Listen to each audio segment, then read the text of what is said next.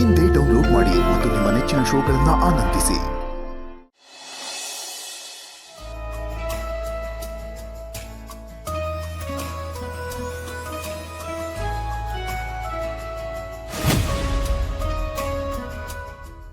ನಿತ್ಯ, ನೀನು ಈ ಮನೆ ಕಾಲಿಡಿಗಳಿಗೆ ತುಂಬಾ ಚೆನ್ನಾಗಿದೆ ಅಮ್ಮ.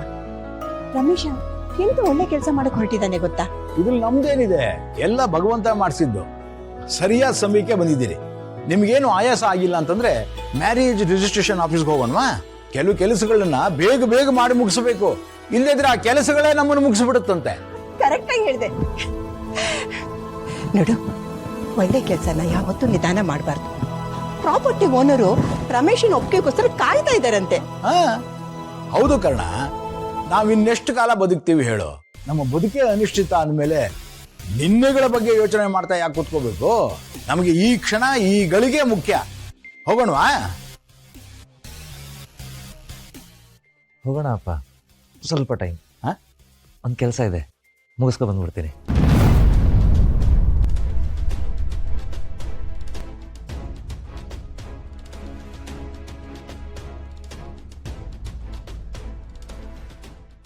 ಯಾಕಮ್ಮ ಹೀಗೋದಾ? ಎಲ್ಲೋ ಸ್ವಲ್ಪ ಸುಸ್ತಾಗಿರ್ಬೇಕು, ರೆಸ್ಟ್ ತಗೊಂಡು ಬರ್ತಾನೆ ಇರಿ. ನಿತ್ಯ, ಈ ಮ್ಯಾರೇಜ್ ಸರ್ಟಿಫಿಕೇಟ್ ಮಾಡಿಸೋದಕ್ಕೆ ನಿಮಗೆ ಇಷ್ಟ ಇಲ್ವಾ? ಹೇಗೆ ಅಂಕಲ್, ಅದು ನಾವು ಯಾಕೋ ಹಾಗೆ ತಿಳ್ಕೊತೀಯಾ? ಆ ಥರ ಯಾಕೆ ಪಡ್ತೀಯಾ? ಒಳ್ಳೇದಾಗತ್ತೆ, ಸುಮ್ಮನೆ ಇರು. ಇಲ್ಲ, ಅವನ ವರ್ತನೆ ನೋಡಿ ಹಾಗನ್ನಿಸ್ತು ಅಷ್ಟೇ. ನಿತ್ಯ, ನಿಮಗಿಷ್ಟ ಇಲ್ಲ ಅಂದರೆ ಈಗಲೂ ಒತ್ತಾಯ ಇಲ್ಲ. ಇದ್ರಲ್ಲಿ ಇಷ್ಟ ಏನೂ ಇಲ್ಲ. ಏನು, ನೀನು ತುಂಬಾ ಒಳ್ಳೆ ಕೆಲಸ ಮಾಡಕ್ ಹೊರಟಿದ್ಯಾ. ಇಂಥ ವಿಷಯದಲ್ಲಿ ನನ್ನ ಡಾರ್ಲಿಂಗ್ ಇಲ್ಲ ಅನ್ನೋದಿಲ್ಲ.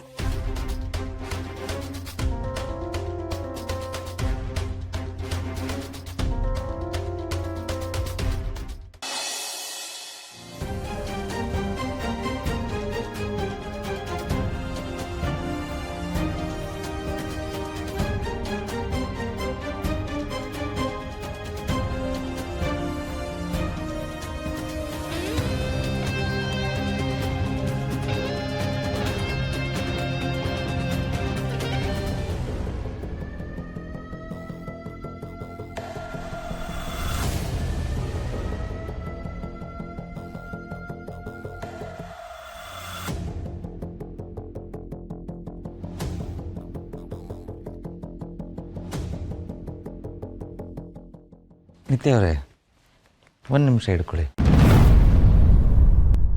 ಅಪ್ಪ, ಒಂದೇ ಒಂದು ನಿಮಿಷ ಬಂದೆ, ಈಗ ಬಂದ್ಬಿಡ್ತೀನಿ.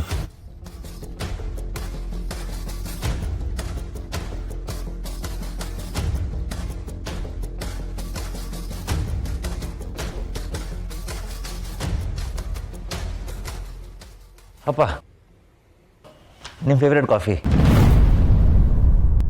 ತಗೊಳ್ಳಿ, ಆರಾಮಾಗಿ ಕುಡೀರಿ.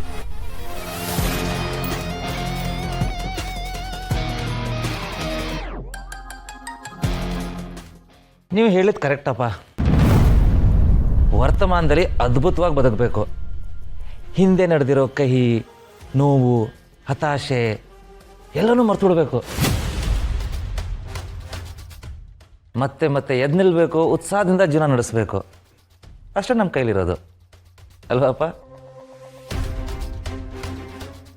ನೀವು ನಮಗೋಸ್ಕರ ಇಷ್ಟೆಲ್ಲ ಮಾಡಬೇಕಾದ್ರೆ ಚೂರಾದರೂ ಸಹಾಯ ಮಾಡಬೇಕಲ್ವಾ?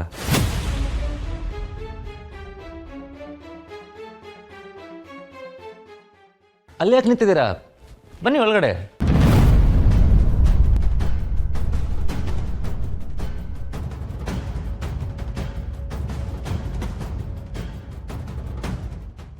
ಅಪ್ಪ, ಇವರು ಮ್ಯಾರೇಜ್ ರಿಜಿಸ್ಟ್ರೇಷನ್ ಆಫೀಸಿಂದ ಮನೀಶ್ ಅಂತ. ಪಾಪ ನೀವು ಈ ಬಿಸಿಲಲ್ಲಿ ಹೊರಗಡೆ ಹೋಗಿ ತೊಂದರೆ ತಗೊಳ್ಳೋದು ಬೇಡ ಅಂತ ಮನೆಗೆ ಕರೆಸ್ಬಿಟ್ಟೆ. ನಿಮ್ಗೆ ಓಕೆ ಅಲ್ವಾ? ಹಾಂ, ಓಕೆ. ಏನೋ ಸರಿ ಹೋಗ್ತಿಲ್ಲ. ಏನಾಯ್ತಪ್ಪ? Any problem? ಏನಿಲ್ಲ. ಇವರನ್ನ ಇಲ್ಲಿ ಕರೆಸಿ ಒಳ್ಳೆ ಕೆಲಸ ಮಾಡಿದೆ. ಸರ್ ನೀವು ಹೇಳಿದ್ದೆಲ್ಲ ಡಾಕ್ಯುಮೆಂಟ್ಸ್ ಎಲ್ಲ ತಂದಿದ್ದೀನಿ, ನೀವಿಬ್ಬರು ಸೈನ್ ಮಾಡಿದ್ರೆ ಸಾಕು ಸರ್. ನಿತ್ಯ ಅವರೇ, ಆ ಡಾಕ್ಯುಮೆಂಟ್ಸ್ ಅವ್ರ ಕೈಗೆ ಕೊಡಿ.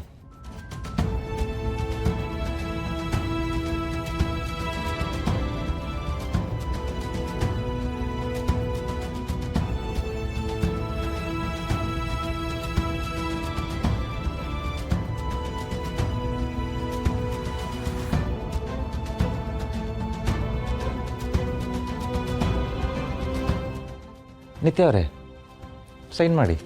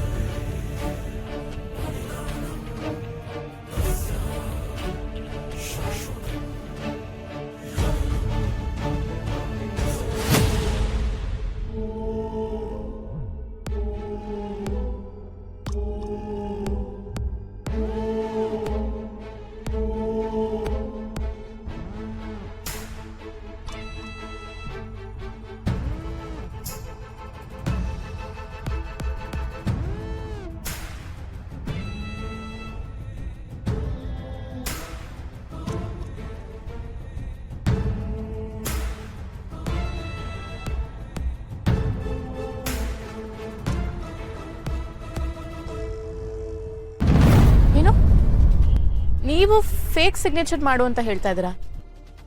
ನನಗೆ ನಂಬಕ್ಕಾಗ್ತಿಲ್ಲ. ಎಸ್, ಯಾಕಂದರೆ ಈಗ ಇರೋದಿದ್ದು ಒಂದೇ ದಾರಿ. ಒಂದು ಕಡೆ ಹತ್ಕೊಂಡು ಉರಿಯೋ ಜ್ವಾಲೆ, ಇನ್ನೊಂದು ಕಡೆ ಕೊಚ್ಕೊಂಡು ಹೋಗೋ ಪ್ರವಾಹ. ಬೆಂಕಿಗೆ ಕಾಲಿಟ್ಟರೆ ತಕ್ಷಣ ಸುಟ್ಟೋಗ್ತೀವಿ, ಆದರೆ ಪ್ರವಾಹಕ್ಕೆ ಬಿದ್ದರೆ ಎಲ್ಲೋ ಒಂದು ಕಡೆ ಬದುಕಕ್ಕೆ ಏನೋ ಒಂದು ವಸ್ತು ಸಿಗ್ಬೋದೇನೋ, ಆ ಒಂದು ವಿಶ್ವಾಸದಲ್ಲೇ ಮುಂದುವರಿಬೇಕು. ಆದರೂ ನಂಗೆ ಯಾಕೋ ತುಂಬ ಆತಂಕ ಆಗ್ತದೆ. ನಾವೀಗ ಸೈನ್ ಮಾಡಲಿಲ್ಲ ಅಂದರೆ ಸತ್ಯ ಏನು ಅಂತ ಎಲ್ಲರಿಗೂ ಗೊತ್ತಾಗುತ್ತೆ. ಒಂದು ವೇಳೆ ಏನೋ ರೀಸನ್ ಹೇಳಿ ತಪ್ಪಿಸ್ಕೊಂಡ್ವಿ ಅಂತ ಅನ್ಕೊಳ್ಳಿ, ಮತ್ತೆ ಮತ್ತೆ ಇದ್ರ ಬಗ್ಗೆನೇ ಕೇಳ್ತಾ ಇರ್ತಾರೆ. ನೀವೊಂದು ಫೇಕ್ ಸೈನ್ ಹಾಕಿದ್ರೆ ಯಾರಿಗೂ ಏನೂ ಗೊತ್ತಾಗಲ್ಲ. ನಿಮ್ಮ ಸೈನೇ ಅಲ್ಲದೆ ಇರೋದಕ್ಕೆ ರಿಜಿಸ್ಟ್ರೇಷನ್ ಆಗಿದೆ ಅಂತ ಮನೆಯವ್ರು ಅನ್ಕೊಂಡ್ರು ಆ ಮ್ಯಾರೇಜ್ ಸರ್ಟಿಫಿಕೇಟ್ನ ಲೀಗಲಿ ಒಪ್ಕೊಳ್ಳೋಕ್ಕಾಗಲ್ಲ. ಸರಿ, ಹಾಗೆ ಮಾಡ್ತೀನಿ.